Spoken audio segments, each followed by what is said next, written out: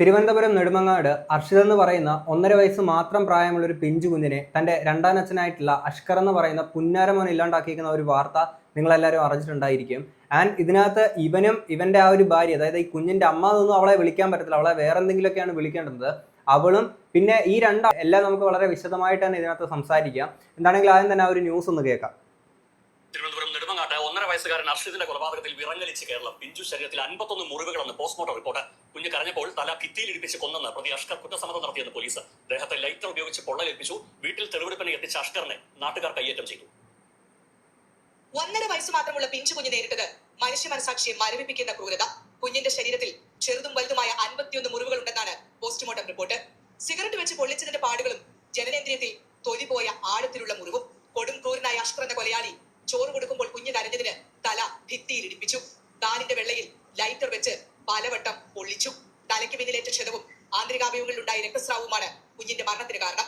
കുഞ്ഞിനെ പൊള്ളിച്ച ലൈറ്റർ വീട്ടിൽ പ്രതിയെ തെളിവെടുപ്പിനെത്തിച്ചപ്പോൾ കണ്ടെടുത്തു. തെളിവെടുപ്പിനെത്തിച്ച പ്രതിയെ നാട്ടുകാർ കൈകാര്യം ചെയ്തു. ഇവൻ ആ ഒരു കുഞ്ഞിന്റെ അടുത്ത് ചെയ്തേക്കുന്ന ഓരോ ക്രൂരതകളും നമ്മളൊന്ന് ജസ്റ്റ് ഒന്ന് ആലോചിക്കുക. ഇപ്പം ഈ പ്രായത്തിലുള്ള അല്ലെങ്കിൽ നമ്മുടെ അടുത്ത് തന്നെ ഇതൊക്കെ ചെയ്ത് കഴിഞ്ഞാൽ നമുക്ക് എത്രത്തോളം ഇത് സഹിക്കാൻ പറ്റുന്നുള്ളതെന്ന് ആലോചിച്ച് നോക്കുക. അപ്പം അങ്ങനെയുള്ള ആ ഒരു 1.5 വയസ്സ് മാത്രമുള്ള ആ ഒരു പിഞ്ചു കുഞ്ഞ് ഒന്ന് ഉറക്കെ കരയാൻ പോലും അവൻ സമ്മതിച്ചില്ല. ഓക്കെ, അവൻ ഫുഡ് എടുക്കുന്ന സമയത്തൊക്കെ ഉറക്കെ കരഞ്ഞു എന്നൊക്കെ പറഞ്ഞാണ് ഇവൻ ഈ മാതിരി ക്രൂരതകൾ കാണിച്ചിരിക്കുന്നത്. എന്നിട്ട് ഈ കുഞ്ഞിനെ ഇത്തരത്തിൽ ഇപ്പം ഇന്റേണൽ ബ്ലീഡിങ് ആയിട്ടാണ് ഇങ്ങനൊരു കാര്യം സംഭവിക്കുന്നത്. ഇവൻ നേരെ ഹോസ്പിറ്റലിൽ ഈ കുഞ്ഞിനെ കൊണ്ടുപോകുന്നത് നേരെ ഈ കുഞ്ഞ് ഫുഡ് കഴിച്ചിട്ട് ഇതുപോലെ പ്രശ്നമായിട്ട് തൊണ്ടയെ കുരുങ്ങി അങ്ങനെയൊക്കെ ആയിട്ടെന്നൊക്കെ പറഞ്ഞിട്ടായിരുന്നു ഇവൻ കൊണ്ടുപോയിട്ടുണ്ടായിരുന്നത്. എന്നാൽ സത്യം അതല്ല എന്നുള്ളത് ഇപ്പം തെളിഞ്ഞല്ലോ. എന്നിട്ട് ആ നാട്ടുകാർ അവർ കിടിലം. എനിക്ക് അത്രേ പറയാനുള്ള കാര്യം എന്ന് വെച്ചാൽ ഇവനെ അവിടെ പോലീസുകാർ തെളിവെടുപ്പിന് കൊണ്ടുവന്നപ്പോഴത്തേക്കും നല്ല കൊടുത്തിട്ടുണ്ട്, നല്ല അടി എന്ന് വെച്ചാൽ നല്ല അടി കൊടുത്തിട്ടുണ്ട്. അപ്പോൾ പോലീസുകാരൊക്കെ പിടിച്ചു മാറ്റാനെ കൊണ്ട് നിൽക്കുന്നുണ്ട്. ഓക്കെ, അവരുടെ ജോലിയാണ്, അവർക്ക് ഈ പറയുന്ന പ്രതിക്ക് പ്രൊട്ടക്ഷൻ കൊടുക്കുക എന്നുള്ളത് അവരുടെ ജോലിയാണ്. പക്ഷേ എൻ്റെ പൊന്ന് പോലീസുകാരെ, എനിക്ക് നിങ്ങളുടെ അടുത്ത് ചോദിക്കാവുള്ളതെന്ന് വെച്ച് കഴിഞ്ഞാൽ, ഒന്ന് നിങ്ങൾക്ക് കണ്ണടച്ചുകൂടെ? നിങ്ങളുടെ കയ്യിൽ നിന്ന് തെന്നിപ്പോയി എന്ന് പറഞ്ഞാൽ നിങ്ങൾക്കൊന്ന് ബലം ഒന്ന് വിട്ടൊന്ന് ലൂസാക്കി വിട്ടുകൂടെ? അവന്മാർ പോട്ടെ, അവനൊന്ന് നൈസായിട്ട് അവനെ ഒന്ന് ആൾക്കാർക്കിടയിലോട്ടൊന്ന് വിട്ടു കൊടുക്ക്. ഇവിടെ എന്ത് നീതിയാണ് ഇനിയും ആ കുഞ്ഞിന് കിട്ടാൻ പോകുന്നത്? കുറച്ച് നാളും കൂടെ ഇവനെ ജയിലിനകത്ത് ഇട്ട് തീറ്റിപ്പോറ്റും അല്ലേ? നിയമത്തെ പേടിയില്ലാത്തത് കൊണ്ടല്ല, ഇവിടെ പേടിക്കുന്ന തരത്തിലുള്ള ഒരു നിയമം ഇല്ലാത്തതാണ് നമ്മുടെ നാട്ടിലെ പ്രശ്നം. അങ്ങനെയുള്ളപ്പം ഇത് ഈ പോലീസുകാർ നിങ്ങളുടെ അടുത്ത്, ഞാൻ നിങ്ങളുടെ തെറ്റായിട്ട് മോശമായിട്ട് പറയണല്ലോ, പക്ഷേ എങ്കിൽ പോലും നിങ്ങൾക്ക് നിങ്ങളുടെ ആ ഒരു എന്താ പറയാ, നിങ്ങളുടെ കുട്ടികൾക്കോ ആർക്കെങ്കിലും ഒക്കെയാണ് ഇങ്ങനെ ഒരു സിറ്റുവേഷൻ ഉണ്ടാവുക എന്നുണ്ടെങ്കിൽ ജസ്റ്റ് അതൊന്ന് ചിന്തിച്ചാണെങ്കിൽ ഇതുപോലുള്ള പുനരമ മക്കളെ ആ നാട്ടുകാർക്കിടയിലോട്ടൊന്ന് വിട്ടുകൊടുത്തോടെ എന്നുള്ള എനിക്ക് ചോദിക്കാനുള്ളത്. കാര്യം അത്രയ്ക്കുള്ളൊരു ഇത് കേട്ടപ്പോൾ തൊട്ട് ഇവനെ എന്തുവാണ് ചെയ്യേണ്ടത്? ആൻഡ് ഇതിന് മുമ്പേ ഇത്തരത്തിൽ ഇവന് ഈ നാട്ടിൽ ഇത്രയും പ്രശ്നം, ആ ഒരു കുഞ്ഞിൻ്റെ അടുത്തൊക്കെ പ്രശ്നം കാണിക്കുന്നൊക്കെ അവിടുത്തെ പലർക്കും അറിയാമായിരുന്നു. അപ്പോൾ ആ സമയത്ത് തന്നെ ഇവനെ കൈകാര്യം ചെയ്യണം എന്നുള്ളതായിരുന്നു എനിക്ക് പറയാനുള്ളത്. അല്ലെങ്കിൽ തന്നെ ആ കുഞ്ഞിൻ്റെ അടുത്ത് ഇവൻ ഇങ്ങനെ ഒരു ക്രൂരത ചെയ്യാൻ മാത്രമേ എന്ത് തെറ്റാണ് ആ കുഞ്ഞ് ഈ പുന്നാരമോൻ്റെ അടുത്ത് ചെയ്തത്? ഇവൻ ഓൾറെഡി ഈ പുന്നാരമോളെ കല്യാണം കഴിക്കുന്ന സമയത്ത് തന്നെ ഓൾറെഡി ഇവള് 3 മാസം പ്രഗ്നന്റ് ആയിരുന്നു. ആ ഒരു ഇതോടെ ഞാൻ ഇങ്ങോട്ട് വെക്കാം. കുഞ്ഞിനെ അമ്മ ഗർഭിണിയായിരിക്കുന്ന സമയത്ത് തന്നെ, അതായത് 3 മാസം ഗർഭിണിയായിരിക്കുന്ന സമയത്ത് തന്നെയാണ് അഖില് ജീവനൊടുക്കുന്നത്. അന്ന് മുതൽ അമ്മയുടെ വീട്ടിലായിരുന്നു കുഞ്ഞ് കഴിഞ്ഞിരുന്നത്. ഇവൻ ആ കല്യാണം കഴിക്കുന്ന സമയത്ത് തന്നെ അവളുടെ വയറ്റിൽ ഈ കുഞ്ഞുണ്ടായിരുന്നു. 3 മാസത്തോളം അവൾ പ്രഗ്നന്റ് ആയിരുന്നു. അപ്പൊ ഇതൊക്കെ അറിഞ്ഞിട്ട് തന്നെ അല്ലേ ഇവൻ പോയി കെട്ടിയത്? ഇവന് പറ്റത്തില്ല, പിന്നെ എന്നെ ഉണ്ടാക്കാനാണ് ഇവൻ കെട്ടാനെ കൊണ്ട് പോയത്. എന്നിട്ട് ഇവരെയൊക്കെ കണക്ട് ചെയ്ത് എടുത്തേക്കുന്ന വേറൊരു ടീമുണ്ട്, അവളിലോട്ട് നമുക്ക് വരാം. ആശുപത്രിയിലേക്ക് കൊണ്ടുപോകും മുമ്പ് നേരത്തെ പരിക്കേറ്റപ്പോൾ കയ്യിലിട്ടിരുന്ന പ്ലാസ്റ്റർ വെട്ടിമാറ്റാനും തെളിവുകൾ കത്തിച്ചു നശിപ്പിക്കാനുമുള്ള ക്രിമിനൽ ബുദ്ധിയും പ്രതി കാട്ടി. വീടിന് പിന്നിൽ നിന്ന് കത്തിച്ച എക്സ്റേ പ്ലാസ്റ്ററും പോലീസ് കണ്ടെത്തി. അറസ്റ്റിലായ അമ്മ അഖിലയെ തെളിവെടുപ്പിന് കൊണ്ടുവന്നില്ല. തെളിവെടുപ്പിനിടെ പോലീസും ജനങ്ങളും തമ്മിലും പലവട്ടം സംഘർഷമുണ്ടായി. ഇതിനകത്ത് ഇവന്റെ അമ്മയും ഇവന്റെ സഹോദരിയും ഉണ്ട്. അവർ അതിനെക്കാട്ടി വലിയ ക്രിമിനൽസ് ആണ്. ഇവനൊരു സൈലന്റ് കില്ലർ ആണെന്ന് തന്നെയാണ് ഈ കുഞ്ഞിന്റെ അമ്മയായിട്ടുള്ള അവളുണ്ടല്ലോ, അവളുടെ അമ്മ പറയുന്നത് ഇവനൊരു സൈലന്റ് കില്ലർ ആണെന്നുള്ളതാണ്. ആൻഡ് ഇവളുടെ അമ്മ തന്നെ പറയുന്നുണ്ട് ഇവനെയും കൂടി ഇതിനകത്ത് പ്രതിയേർത്തിട്ട് ഇവരെ ശിക്ഷിക്കണം എന്നുള്ളതാണ് ഇവളുടെ തന്നെ അമ്മ പറയുന്നത്. അതായത് ഈ കുഞ്ഞിന്റെ അമ്മൂമ്മ പറയുന്നത്, അമ്മയുടെ അമ്മ പറയുന്നത്. അതായത് എഴിഞ്ഞ് ആ നമ്മളെ പ്രതി കൊണ്ടുപോയില്ലേ, ആ തേര് കയറി മേളിൽ വന്നു. ഒന്ന് ആലോചിച്ച് നോക്കണം. നമ്മൾ 2 തവണ വാണിംഗ് കൊടുത്തപ്പോഴത്തേക്ക് ഈ കൊച്ചിനെ താഴെ കൊണ്ടുപോയി. 2 ദിവസം കൊണ്ട് കാണാനില്ല. നമ്മൾ അന്വേഷിച്ച പറഞ്ഞ കാലിൻ്റെ അടി 2 പൊള്ളിയിരിക്കുവാണ്. ആ കാലിൻ്റെ അടിയിൽ പൊള്ളിച്ചിട്ട് എണീറ്റ് നടക്കാൻ പോലും പറ്റത്തില്ല കുഞ്ഞിന്. അതുകൊണ്ടാണ് എഴഞ്ഞു പോയത്. എന്തൊരു ക്രൂരതയാണ് ഈ പുന്നുമോൻ ഇവൻ കാണിച്ചു വെച്ചേക്കുന്നത്. ഇനി ഇത് കഴിഞ്ഞിട്ട് ഇവളുടെ അമ്മ സംസാരിക്കുന്നൊന്ന് കേൾക്കാം. അത് ഈ വട്ടത്തിനായിട്ടുമുണ്ട്. അതല്ല, കുട്ടിയുടെ മർമ്മത്തൊക്കെ ഇങ്ങനെ തൊലി വിരിഞ്ഞതായിട്ടും വിരലിൻ്റെ അവിടെയൊക്കെ തൊലി അടർന്നിരിക്കുന്നതായിട്ടും കണ്ടു. ഞാനിങ്ങനെ ഒരിക്കൽ മാത്രമേ കുഞ്ഞിനെ നോക്കിയുള്ളൂ. എനിക്ക് പറ്റുന്നില്ല എൻ്റെ മോനെ കാണാനായിട്ട് അങ്ങനെ. കാരണം ഞങ്ങളെ വീട്ടിൽ നിന്ന് കൊണ്ടുപോകും കൊച്ചിൻ്റെ പുറത്ത് ഒരു മുറിവോ പാടുകളോ ഒന്നും തന്നെ ഉണ്ടായിരുന്നില്ല. ഇന്നലെ 9:24 ആയപ്പോൾ എനിക്കൊരു കോൾ വന്നു, ഇങ്ങനെ കൊച്ചിന് സുഖമില്ലാണ്ടായി എന്ന് പറഞ്ഞു. അപ്പോഴാണ് ഞാൻ ഇങ്ങനെ അന്വേഷിക്കാൻ തുടങ്ങിയത്. ഇതിന് മുന്നേ തന്നെ പിന്നെ കൊച്ചിൻ്റെ 2 കൈകളും ഒടിഞ്ഞ് 2 കൈകളിലും പ്ലാസ്റ്റർ ഇട്ടിരുന്നു. അത് അവൾ തന്നെ സ്റ്റാറ്റസായിട്ട് ഇട്ടിരുന്നു. അത് ഞങ്ങൾക്ക് ഇങ്ങനെ കിട്ടി. എന്നെ പറ്റി പറഞ്ഞു. അത് പറഞ്ഞ കുട്ടിയുടെ കളിപ്പാട്ടത്തിൽ അതായത് കളിക്കാൻ വേണ്ടിയിട്ടൊരു വണ്ടിയുണ്ട്. ആ വണ്ടി കൊണ്ടുപോയപ്പോൾ സിറ്റ് ഔട്ട് ഇച്ചിരി പൊക്കത്തിലായിരുന്നു. അപ്പോൾ അതിൽ നിന്ന് 3 കാരണം പറഞ്ഞ് കുട്ടി വീണു എന്ന് പറഞ്ഞു. പക്ഷേ കുട്ടിയുടെ ദേഹത്ത് മുറിവുകളോ വേറെ ഒന്നും തന്നെ കണ്ടിരുന്നില്ല. അത് ഡിവൈഎസിന് അവിടെ നമ്മൾ സ്റ്റേഷനിൽ കംപ്ലയിൻറ്റ് കൊടുത്തപ്പോൾ ഞാൻ അവിടെ സ്റ്റേഷനിൽ SIയോട് ശ്രദ്ധയപ്പെട്ടായിരുന്നു. പിന്നെ കാരണം കുട്ടി സാധാ വീണിരുന്നുവെങ്കിൽ ദേഹം ആ സകലം മുറിയണമായിരുന്നു. പക്ഷേ ഇത് കുട്ടിയുടെ 2 കൈയും മുറിഞ്ഞു. അപ്പോൾ അത് എൻ്റെ ശ്രദ്ധയപ്പെടുകയും ഞാൻ SI സാറിന് കംപ്ലയിൻറ്റ് കൊടുത്തു. ഞാൻ കുട്ടിയെ ഞാൻ അന്വേഷിച്ചോളാം എന്ന് പറഞ്ഞിട്ട് എനിക്ക് തന്നാൽ മതി എന്ന് പറഞ്ഞു. പക്ഷേ ആ കംപ്ലയിൻറ്റിന് ഏകദേശം 5-ാം തീയതി അന്ന് പിന്നെ ഞങ്ങളെ ചെല്ലാൻ വേണ്ടിയിട്ട് പറഞ്ഞിരിക്കുമായിരുന്നു സ്റ്റേഷനിൽ. അപ്പോൾ 4-ാം തീയതി വൈകിട്ട് യവൻ സൈലൻറ്റ് കില്ലറാണ്.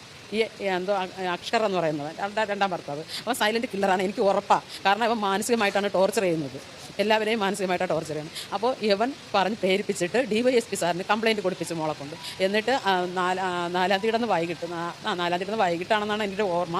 എന്നെ DYSP സാർ അവിടെ നിന്ന് ഓഫീസിൽ നിന്ന് വിളിച്ചു. അപ്പോൾ 5-ാം തീയതി ചെല്ലണമെന്ന് പറഞ്ഞു. അപ്പോൾ ഞാനൊരു കമ്പനിയിൽ വർക്ക് ചെയ്തത് കൊണ്ട് എനിക്ക് പിറ്റേ ദിവസം ലീവില്ല. അപ്പോൾ ഞാൻ പോയി സാർ വിട്ടു തന്നില്ല ചുരുക്കത്തിൽ. ഇല്ല. അപ്പോൾ ഞാൻ അതാണ് പറഞ്ഞു വരുന്നത്. അപ്പോൾ ഞാൻ അപ്പോൾ തന്നെ ഞാൻ സ്റ്റേഷനിൽ പോവുകയും അപ്പോൾ അവിടെ നിന്ന് ഒരു സാർ തന്നെ പറഞ്ഞു അവന് എന്തോ ഒരു ഉടായ്പുണ്ട്. കാരണം കൊച്ചിൻ്റെ 2 കൈയിലും പ്ലാസ്റ്റർ ഇട്ടിട്ടുണ്ട്. ഹോസ്പിറ്റലിൽ കൊണ്ടുപോകണമെന്ന് പറഞ്ഞ വേജേന അവളെയും കൊച്ചിനെയും ഞാൻ ചെല്ലണേന് മുന്നേ തന്നെ അവിടെ നിന്ന് മാറ്റി. കാരണം നിലവിൽ ഞാൻ കുട്ടിയെ കാണാൻ പാടില്ല. അത് അവൻ്റെ ഒരു ട്രാപ്പായിരുന്നു. ഇപ്പോഴും സംശയമുണ്ടല്ലേ ഇപ്പോൾ ഈ മരണത്തിട്ടും? കാരണം ഇതിന് മുന്നേ ഞാനൊരു കേസ് കൊടുത്തു. ഇവള് കുഞ്ഞിനെ ഏകദേശം 1 മാസത്തോളം വീട്ടിൽ നിർത്തിയിട്ട് പോയപ്പോൾ കുഞ്ഞിന് പനിയൊക്കെ വന്നപ്പോൾ ഞങ്ങൾ വിളിച്ച് പറഞ്ഞിരുന്നു. അപ്പോൾ ഇവള് നിലവിൽ കുഞ്ഞിനെ കാണാനോ ഒരു ഫോൺ കോൾ പോലും വിളിച്ച് ചോദിച്ചിരുന്നു. നിങ്ങളുടെ മകള് കാരണം അവൻ ചെയ്യാൻ സമ്മതിക്കില്ല. അത് മറ്റൊരു തലത്തിൽ ബന്ധുക്കളോ ഞങ്ങളെ അവളുടെ സഹോദരങ്ങളെ പെറ്റമ്മയായി കുഞ്ഞിനെ നന്നായിട്ട് നോക്കിയിരുന്നില്ല എന്നാണ് തോന്നുന്നത്. എനിക്ക് അന്നേ ഉറപ്പുണ്ടായിരുന്നു. അങ്ങനെ SI സാർ പറഞ്ഞതനുസരിച്ചിട്ട് അവർക്ക് അവളുടെ സാധനങ്ങളൊക്കെ എടുക്കണമെന്ന് പറഞ്ഞപ്പോൾ ഞാൻ അന്ന് പറഞ്ഞു സാർ വരണമെങ്കിൽ ഇന്നത്തെ ദിവസം വരണം, ഞാൻ വീട്ടിലുണ്ട്, സാധനം തരാമെന്ന് പറഞ്ഞു. അപ്പോൾ ഏകദേശം ഒരു സന്ധ്യയോട് അടുപ്പിച്ചപ്പോൾ ഇതിനേക്കാളും നല്ല മഴയുള്ള സമയത്ത് അവിടെ വീട്ടിൻ്റെ മേളിൽ വരികയും അതിൽ നിന്ന് പിന്നെ അവൾ വേറെ 2 പയ്യന്മാർ ഡാൻസ് ക്ലാസ്സിലെ ടീച്ചറിൻ്റെ മകനും വേറൊരു പയ്യനും കൂടി വീട്ടിൽ വന്ന് സാധനങ്ങളെല്ലാം പെറുക്കിക്കൊണ്ട് പോകുമായിരുന്നു. പെറുക്കിക്കൊണ്ട് പോയി ലാസ്റ്റ് ആയപ്പോൾ നമ്മുടെ വീട്ടിൻ്റെ മേളിലുള്ളവരുടെ വീട്ടിനടുത്ത് നിന്ന് ഈ അഷ്കർ എന്ന് പറഞ്ഞു ഞാൻ 5-6 ദിവസം യവനെ നോക്കും, പിന്നെ ഞാൻ പുഴുത്ത പട്ടിയെ പോലെ നോക്കും എന്നവ അവിടെ നിന്ന് റോഡിൽ പോയപ്പോഴും പബ്ലിക്കായിട്ട് പറഞ്ഞു. അത് ഞാൻ പിറ്റേ ദിവസമാണ് അറിയുന്നത്. അപ്പോൾ കുഞ്ഞിനെ അപായപ്പെടുത്തുക സംശയമുണ്ട്, തീർച്ചയായിട്ടും ഉണ്ട്. 2 പേരും ഇതിന് പൂർണ്ണ ഉത്തരവാദികൾ തന്നെയാണ്. നിയമത്തിൻ്റെ മുന്നിൽ 2 പേരെയും അത് സത്യമായിട്ടുള്ളത് ഞങ്ങളെ ബോധ്യപ്പെടുത്തുന്നത്. ആ കുഞ്ഞിൻ്റെ അമ്മയെന്ന് പറയുന്ന ആ ഒരു അപരാധി മോളുടെ ഒരമ്മയാണ് വന്ന് സംസാരിച്ചിരിക്കുന്നത്. ഓക്കെ, അതായത് അവളും ഇതിനകത്ത് കുറ്റം ചെയ്തിട്ടുണ്ടെന്ന് തന്നെയാണ് അവിടെ പറഞ്ഞിരിക്കുന്നത്. ഇത് കഴിഞ്ഞ ദിവസം പുള്ളിക്കാരി മീഡിയാസിനടുത്ത് വന്ന് പറഞ്ഞേക്കുന്ന കാര്യമായിരുന്നത്. ഓക്കെ, അത്രയും വലിയ ക്രൂരത കാണിച്ചിരിക്കുന്നത്. ഇവളൊക്കെ എങ്ങനെയാണ് ഒരു അമ്മയത്? ഇവക്ക് നോക്കാം, അല്ലെങ്കിൽ ഇങ്ങനെ ചെയ്യാനാണെങ്കിൽ പറഞ്ഞു കഴിഞ്ഞാൽ അങ്ങേയറ്റത്തെ വർത്താനം. ഇപ്പോൾ അതുകൊണ്ട് ഞാൻ കൂടുതലായിട്ട് പറയുന്നില്ല. ഇനിയും ഈ കുഞ്ഞിൻ്റെ അച്ഛനുണ്ടല്ലോ, അതായത് ഇവൾ ആദ്യം കല്യാണം കഴിച്ചേക്കുന്ന ഒരു വ്യക്തിയുണ്ട്. അപ്പം ആ വ്യക്തി ജീവൻ കൊടുക്കുകയായിരുന്നു ചെയ്തിട്ടുണ്ടായിരുന്നത്. അപ്പം ആളുടെ അച്ഛൻ വന്ന് ഇവിടെ സംസാരിക്കുന്നുണ്ട്. അതായത് ഈ കുഞ്ഞിൻ്റെ അച്ഛൻ്റെ അച്ഛൻ, അതായത് യഥാർത്ഥ അച്ഛൻ്റെ അച്ഛൻ വന്ന് സംസാരിക്കുന്നുണ്ട്. നമുക്ക് അതുകൂടെ കേൾക്കാം. ശ്രമിച്ചു 3 മാസം കൊണ്ട് ഞാൻ ഇതിൻ്റെ പുറകെയായിരുന്നു ഈ കുഞ്ഞിനെ കിട്ടുന്നതിന് വേണ്ടിയിട്ട്. അപ്പോൾ ഇതിനകത്ത് ഈ കുഞ്ഞിനെ തരാമെന്ന് പറഞ്ഞുകൊണ്ട് ഇതിനകത്ത് എന്നെ ആദ്യമായിട്ട് വിളിച്ചത് ഈ അഖില ഡാൻസിന് പോകുന്ന ഡാൻസ് ടീച്ചർ ആണ് എന്നെ വിളിച്ചത്. ഡാൻസ് ടീച്ചർ എന്നെ വിളിച്ച് അവർ പാലക്കാട് നിൽക്കുകയാണ് ഇപ്പോൾ.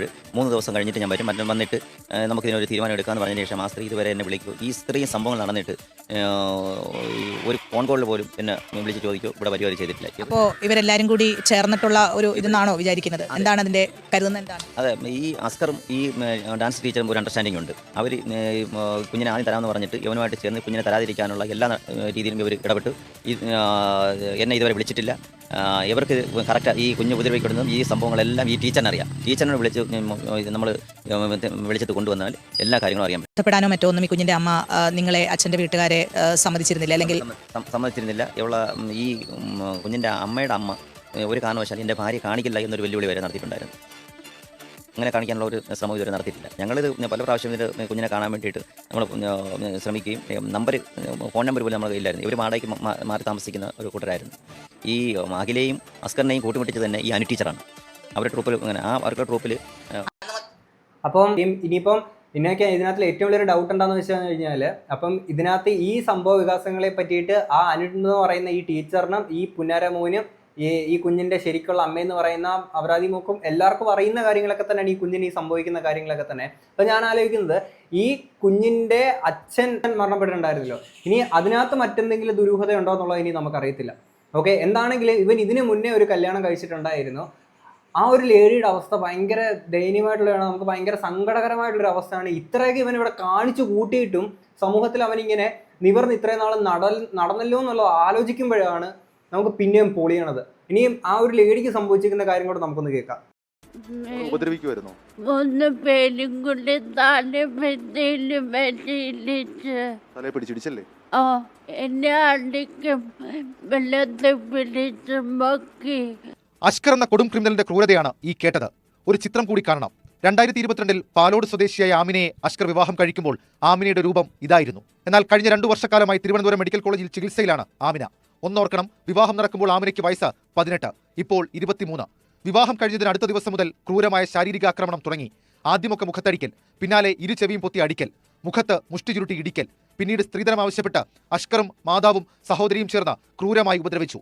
മർദ്ദിച്ചവശയാക്കി ഫാനിൽ കെട്ടിത്തൂക്കാനും ശ്രമിച്ചു. ഉപദ്രവിക്കുന്നത് വയറ്റിൽ ചവിട്ടും, തലയ്ക്കടിക്കും, മൂക്ക് ഇങ്ങനെ അടിക്കും. ഇതായിരുന്നു നിരന്തരം. 2024 ആമിന ഇപ്പോൾ കാണുന്ന അവസ്ഥയിലേക്ക് മാറാൻ ഇടയായ സംഭവം. അഷ്കർ ആമിനയെ തലയുടെ പിൻവശം ഭിത്തിയിൽ ചേർത്ത് ഇടിപ്പിച്ചു. ആ സംഭവം ആമിനയുടെ ജീവിതം തകർത്തു. തലയ്ക്ക് ഗുരുതരമായി പരിക്കേറ്റ ആമിന തിരുവനന്തപുരം മെഡിക്കൽ കോളേജിൽ ചികിത്സ തേടി. 13 മാസം കോമ അവസ്ഥയിൽ കിടന്നു. ഇപ്പോഴും ചികിത്സയിൽ തുടരുകയാണ്. ക്രൂരത പലവിധമായിരുന്നു. ഓടുന്ന ഓട്ടോറിക്ഷയിൽ നിന്നും തള്ളിയിട്ട് കൊലപ്പെടുത്താൻ ശ്രമിച്ചു. വായിൽ ബലം പ്രയോഗിച്ച് വിഷമൊഴിച്ചു.